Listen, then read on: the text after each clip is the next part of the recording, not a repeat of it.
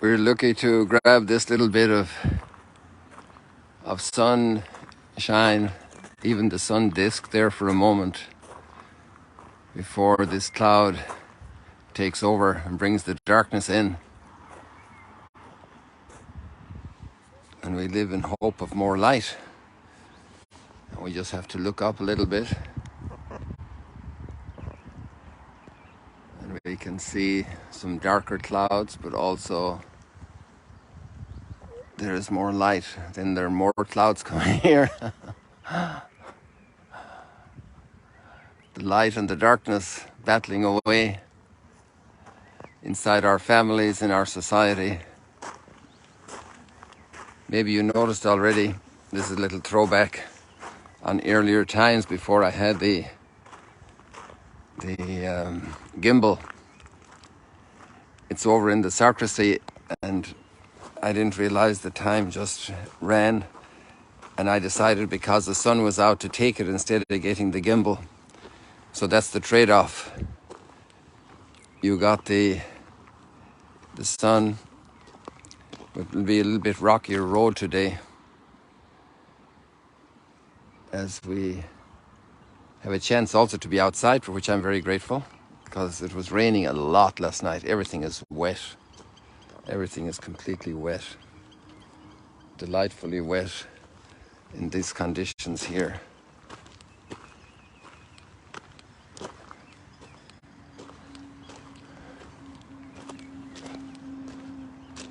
There's a powerful line that opens the portion of the Hebrew letter we have today. Let brotherly love continue. Let brotherly love be stable.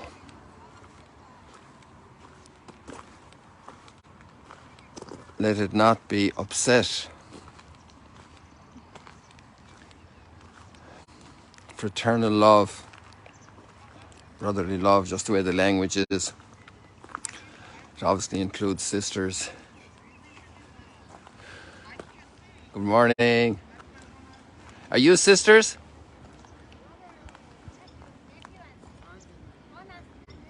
Aunt and niece. Aunt and niece. Family. You know, the family is a very big theater of today's readings, in both readings. Just with that very first expression, let brotherly love continue. And surprisingly, it actually is even bigger in the next poem. Let hospitality flourish. What is hospitality? It could be the qualities of somebody who has a nice little guest house and they welcome people. And that is good. That is great. Biblical hospitality is, am I my brother's keeper?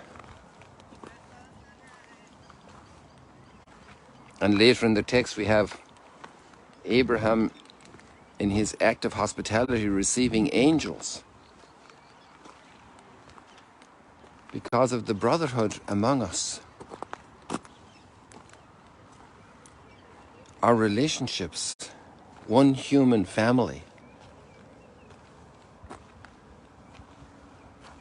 And the violence the family has endured, the human family, and continues to endure. And weapons are still made to effectively, accurately, speedily kill my brother.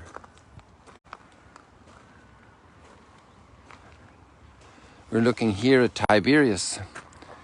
And imagine Herod Antipas, and he's the story today, and the whole issue of his marriage and his relationship problems. And he ends up killing John the Baptist. And he made Tiberias capital of Galilee. He dedicated to the emperor. He had great connections with the emperor. He needed them. Son of Herod the Great. Imagine in his family, you know, we see him killing John the Baptist and we say, what a wretch, what a miserable guy, what a miserable ruler. John the Baptist wasn't a criminal. John the Baptist didn't steal. John the Baptist didn't own anything. He had a camel shirt. camel skin shirt, camel hair shirt. He ate locusts, wild honey, and yet he was a threat. And nevertheless, Herod liked him and he liked to listen to him. But he did dispatch that soldier with the sword to cut off his head at a party because of peer pressure, because of a rash oath. But let's look a little bit at Herod's history, Herod Antipas. Herod is the son of Herod the Great.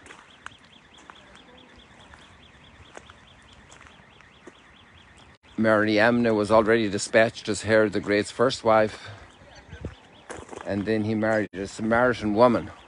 Her name begins with M, and I'm trying to remember it right now. And Herod Antipas is his youngest son. And in 7 BC, Herod dies about 4 BC, Herod kills his own 2 sons, Aristobulus and Alexander. So Herod Antipas sees Herod the Great kill his 2 brothers, half-brothers.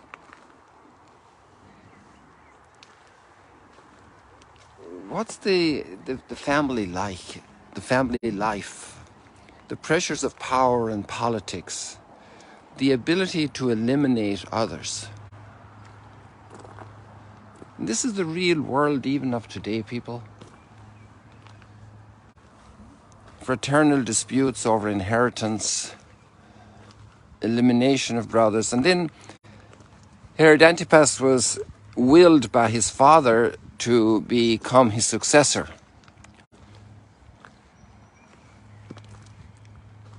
But then shortly before Herod dies in the year 4,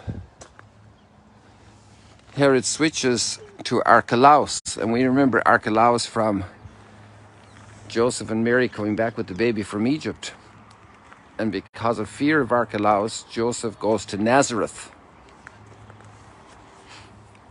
in Matthew's gospel account. And Aristobulus had killed about 3,000 people in an uprising in Jerusalem over a dispute about the way the temple was, of a golden eagle, maybe I'm mixing 2 stories there. This is, imagine Antipas, this is his environment, this is the culture of the time, or the anti-culture of the time. Culture of power and arrogance and ruthlessness and greed and covetousness and disputes, family feuds, you know that. I never saw that program, but I heard about it a bunch of times. Family Feud, a television series. Family Feud.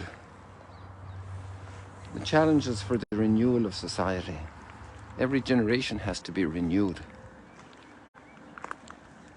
How we can't take things for granted. Let brotherly love continue.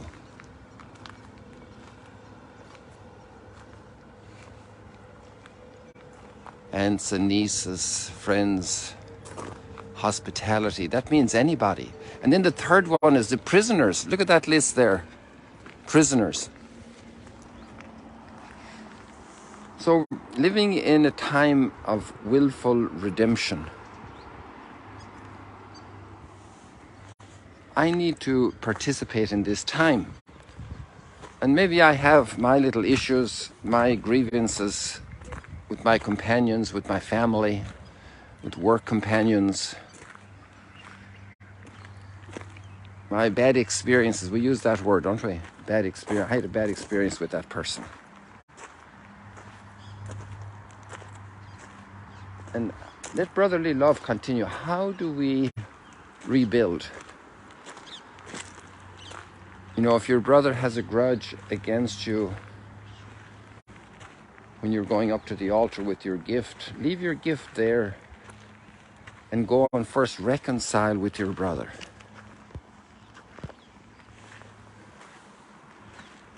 And just think of, you know, all the kids who were here the day before yesterday, 60 kids, you know, 60 families, siblings. We all have our own little histories, our own tensions, our own challenges. It cannot be otherwise the way we are. We have a certain dysfunctionality, all of us.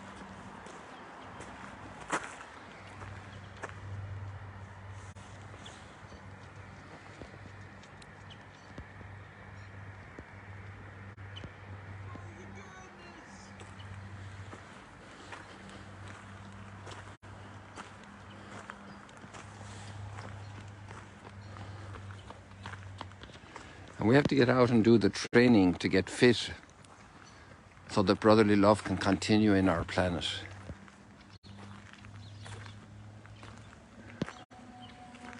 Hey, we might get a bit of sun before we sign off. Sun at the beginning and sun at the end. Imagine a little baby just spoke to, I told you that I think 1 or 2 days ago, and a friend told me his wife just told him they're expecting twins. And it's going to be a boy and a girl. You know, twins from the womb, children from the same womb, brothers, sisters, family. We have a lot to pray for today. Let brotherly love continue. Let family be built up, the human family. Not all the issues are in our hands, but some are. Let's do those ones.